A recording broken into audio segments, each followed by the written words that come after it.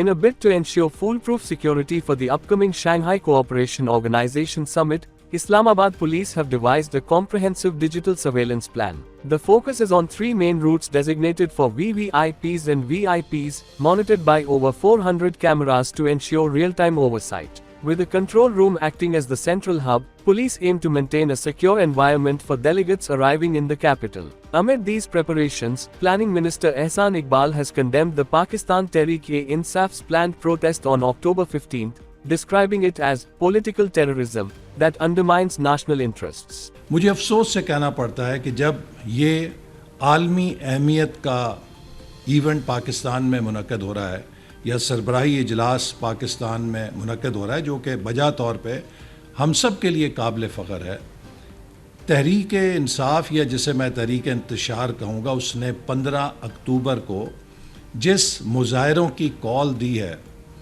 अब कोई शुबा नहीं रह गया कि कराची में होने वाली दहशतगर्दी और तहरीक इंसाफ की इन सियासत दहशतगर्दी की कॉल्स में मुमासलत है। यूं लगता है कि इनका स्क्रिप्ट राइटर एक है।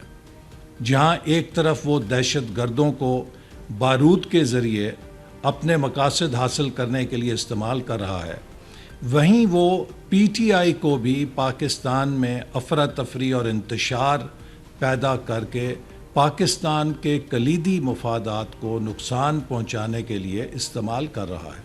In international relations, President Asif Ali Zardari met Russian President Vladimir Putin, emphasizing the importance of strengthening bilateral ties. Meanwhile, discussions with Turkish Parliament Speaker Numan Kurtulmuş highlighted the need for enhanced railroad connectivity between Pakistan and Turkey. Lastly, the Supreme Court has postponed a hearing related to the Pakistan Tehreek-e-Insaf's appeal for the cricket bat election symbol, setting the next hearing for October 21.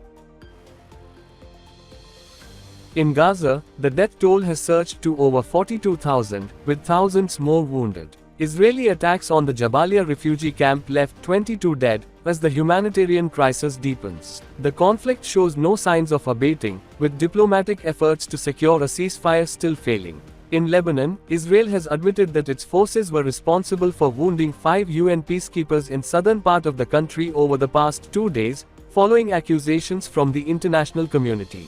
The Israeli military said the blue helmets were inadvertently hit while it was responding to a perceived threat. This comes as the conflict in Lebanon intensifies, with Israeli strikes killing 22 people and wounding more than 100. UN Secretary General Antonio Guterres and world leaders, including US President Joe Biden, condemned the incident, calling for a ceasefire. Meanwhile, Spanish Prime Minister Pedro Sanchez has urged the global community to halt weapons sales to Israel. His call came after a meeting with Pope Francis, echoing similar statements made by French President Emmanuel Macron.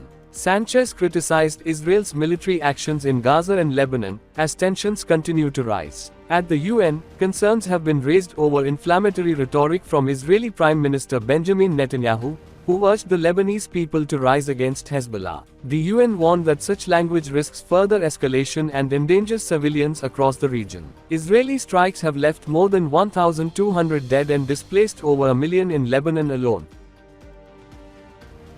In a fiery rally in Aurora, Colorado, Donald Trump intensified his anti-immigration stance, calling for the death penalty for migrants who kill US citizens. Trump also pledged to launch a national operation to target Venezuelan gang members if elected. The former president's remarks come as immigration tops voter concerns ahead of the November election. Meanwhile, at a tense summit in Laos, the US clashed with Russia and China over maritime claims in Ukraine. Secretary of State Antony Blinken reiterated calls for freedom of navigation in the South China Sea, while Russian Foreign Minister Sergei Lavrov criticized US influence in Asia. The summit ended without a joint statement due to disagreements among world leaders. In Florida, Hurricane Milton has left devastation in its wake, killing 16 people. Scientists say climate change worsened the storm, increasing its wind speeds and rainfall intensity. Milton, now a Category 5 hurricane, is part of a concerning trend of supercharged storms, fueled by warming oceans. Stay with us for more updates.